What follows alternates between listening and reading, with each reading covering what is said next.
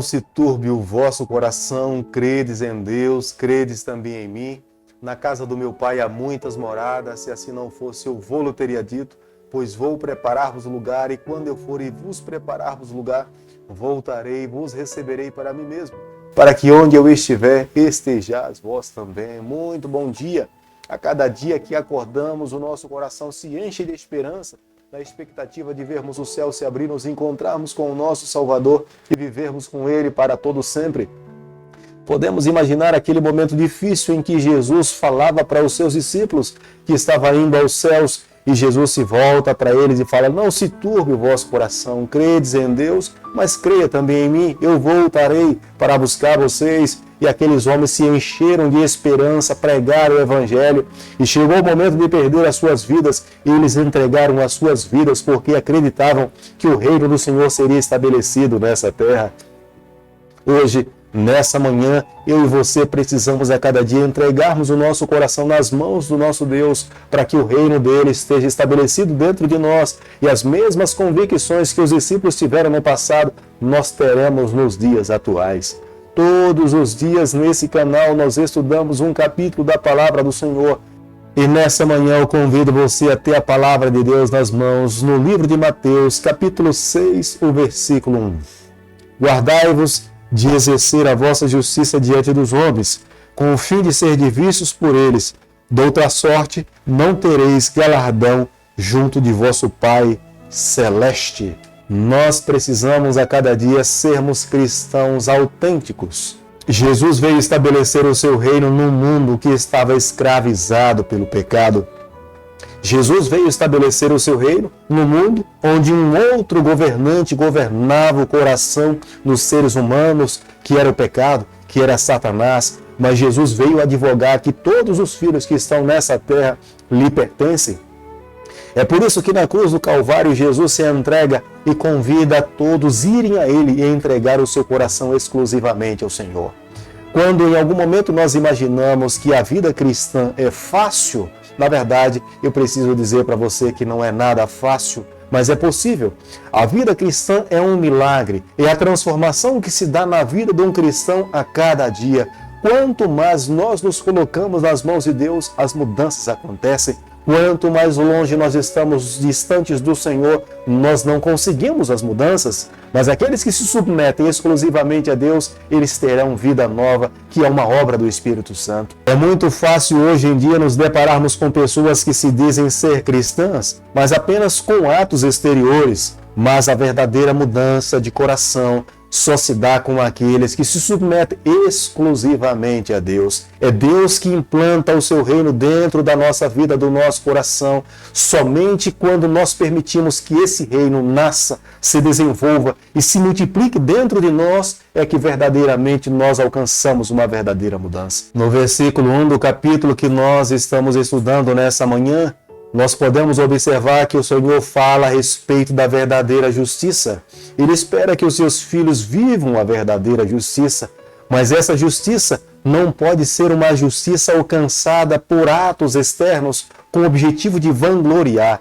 Aquele que ora para se dizer melhor do que o seu irmão, esse está alcançando uma justiça que não será aplaudida pelo céu. Poderá em algum momento receber aplausos de outras pessoas, mas o céu nunca irá aplaudir alguém que ora com o objetivo de dizer que é melhor do que outras pessoas. Se alguém entrega alguma esmola para alguém com o objetivo de se sentir melhor do que outras pessoas, poderá receber o aplauso de outras pessoas, mas nunca o céu irá aplaudir alguém que se comporta dessa forma. Como nós podemos observar no versículo 2 do capítulo que nós estamos estudando nessa manhã, Mateus usa a palavra hipócrita para esse tipo de pessoas. A palavra hipócrita, no grego, ela se refere a um ator, alguém que encena uma peça, mas na verdade o ser humano em si é uma outra pessoa.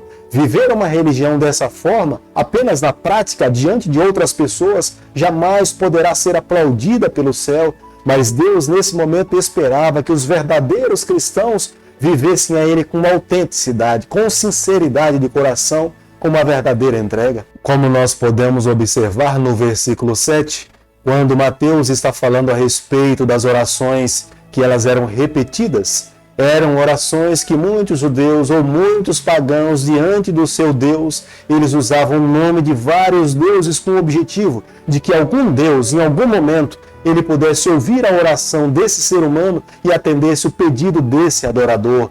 Deus falava que a verdadeira oração ela não deveria ser repetitiva, mas ela deveria ser direcionada a alguém, aquele que ele reconhece, aquele que ele admite, aquele pelo qual ele compreende que é o seu doador de todas as bênçãos. Quando na oração do Pai Nosso, Jesus estava ensinando aos seus discípulos, ele fala, seja santificado o seu nome. A única forma de nós podermos santificar o nome de Deus é permitindo que Ele transfira para nós o seu caráter e a sua justiça.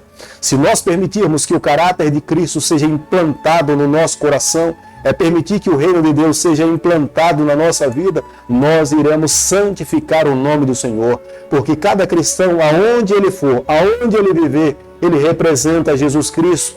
Quando nós agimos de forma diferente do caráter de Cristo, nós estamos negligenciando a santificação do nome do Senhor. Mas quando nós honramos o nome de Cristo, nós vivemos da maneira como o Senhor espera que nós possamos viver, nós estamos santificando o nome que nós levamos, que é o nome do nosso Salvador Jesus Cristo. Como nós podemos observar no versículo 11 do capítulo que estudamos nessa manhã, dá-nos o pão de cada dia, é viver uma vida dependente do Senhor.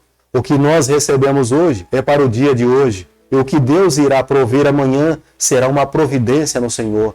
Todo cristão precisa depender do Senhor, confiar no Senhor, recebendo o de hoje, mas ele deve esperar das mãos do Senhor o que Deus lhe dará amanhã. O amanhã pertence a Deus. Viver uma vida ansiosa hoje, pelo dia de amanhã, não vai nos levar a nada. Nós precisamos esperar no Senhor, que da mesma forma como Deus hoje nos amparou, o dia de amanhã também será amparado pelo nosso Deus. Da mesma forma como Ele providenciou o alimento para hoje, Ele vai também providenciar o pão para o dia de amanhã. E nós precisamos confiar nessa providência divina. Jesus falava dessa forma para aquela geração porque havia muitas pessoas que sabiam que tinha hoje o pão de cada dia, mas o amanhã era duvidoso. E eles ficavam preocupados, será se amanhã nós teremos o pão de cada dia? E o Senhor os consolava falando, confia em mim, creia no Pai de amor, Ele irá providenciar todas as coisas. No versículo 12 o Senhor já falava de perdão. Havia muitas pessoas que estavam dispostas a seguir as leis que eram prescritas naquela época, até seguir as leis da Torá, que estavam em torno de 613 leis, mas elas não estavam dispostas a perdoar o seu semelhante. Faziam as práticas externas, mas o coração estava carregado de mágoas. E o Senhor falava, perdoai as dívidas dos vossos irmãos, porque se você não conseguir perdoar a dívida do seu irmão, como é que você pode agora tentar se aproximar do seu Deus carregado com os seus pecados? Aqueles que buscam o Senhor precisam se aproximar do Senhor com um coração aberto, a ouvir de Deus a proposta divina para uma vida transformada. Aquele que permite que o reino de Deus seja implantado no seu coração, as mudanças irão acontecer em todas as áreas da sua vida, inclusive no seu relacionamento. E os judeus alimentavam muito ódio contra aquelas nações e pessoas que tinham destruído o seu reino, a sua cidade, e eles estavam vivendo no meio deles. Se nós queremos receber o perdão de Deus, primeiramente nós precisamos perdoar aqueles que estão ao nosso lado. Se nós queremos que o reino celestial cresça dentro do nosso coração, nós precisamos desenvolver relacionamentos saudáveis com aquelas pessoas que estão ao nosso lado também. Mateus capítulo 6, o versículo 17, a Bíblia diz o seguinte: Tu, porém, quando jejuares, unge a cabeça e lava o rosto. Jesus estabelece uma mudança completa no tipo de vida religiosa que aquelas pessoas deveriam viver naquela época. E acredito também que ele estabelece os mesmos critérios para os dias em que nós estamos vivendo. Aqueles que utilizam a religião para dizer para outras pessoas que são mais santos do que outros, estão em desabono para com o céu. Se você usa a oração para dizer que é melhor do que outras pessoas, você está completamente errado na maneira como você tem orado. Se alguma pessoa dá esmola para alguém para dizer que ama mais as outras pessoas do que outros, você está também completamente errado. Quando nós jejuamos, nós precisamos de fato fazer esse ato em particular diante do adorador e o seu Deus. mostrando para o seu Deus o quanto você quer viver ligado a Ele. Você não pode usar o ato do jejum para dizer para outras pessoas, com atos externos, que você é mais santo do que as outras pessoas, porque se alguém faz isso, ele está em desacordo com a vontade divina. Os escribas e fariseus daquela época usavam a religião para dizer para outras pessoas que eram melhores do que outras classes, e nesse momento Deus falava para essa geração, para aquelas pessoas que estavam andando por esse caminho, que esse tipo de religião era uma abominação para o céu. O verdadeiro cristão está disposto a humilhar o seu próprio eu para fazer a vontade do Pai, e ele caminha na direção daqueles que estão ao seu lado com o objetivo de ajudá-los a alcançar o mesmo nível de santidade que eles alcançaram, não dizendo que é melhor do que os outros, mas se humilhando, reconhecendo o seu próprio pecado e convidando as pessoas a seguir a luz que nós encontramos somente em Jesus Cristo. Querido amigo, é por isso que quando nós estudamos os livros do Antigo Testamento, nós sempre encontramos o céu falando de que quando Jesus Cristo viesse aqui a essa terra, Jesus iria iluminar as nossas vidas, Jesus iria trazer paz, Jesus iria trazer salvação, Jesus nos mostraria qual é a vontade do Pai. E quando nós começamos a estudar os evangelhos, e nós agora estamos estudando o livro de Mateus, nós podemos ver claramente que a vinda de Jesus Cristo aqui a essa terra é crucial para aquela geração e é crucial para os nossos dias também. Muitas vezes nós não entendemos o que é viver um verdadeiro cristianismo, e Jesus nos ensina que a verdadeira religião é uma vida ligada ao Pai. Aquele que está ligado ao Pai irá transferir o reino de Cristo que foi implantado dentro do nosso coração para os atos exteriores. Ele vai conseguir amar mais as pessoas, ele vai conseguir perdoar os seus inimigos, ele se tornará um ser humano livre das ações externas, mas ele terá o reino implantado dentro do seu coração. Ele vai compreender que vale mais a pena viver para o céu do que viver para essa terra. Aqueles que ainda não entenderam essa mensagem não conseguiram compreender o verdadeiro sentido da verdadeira religião.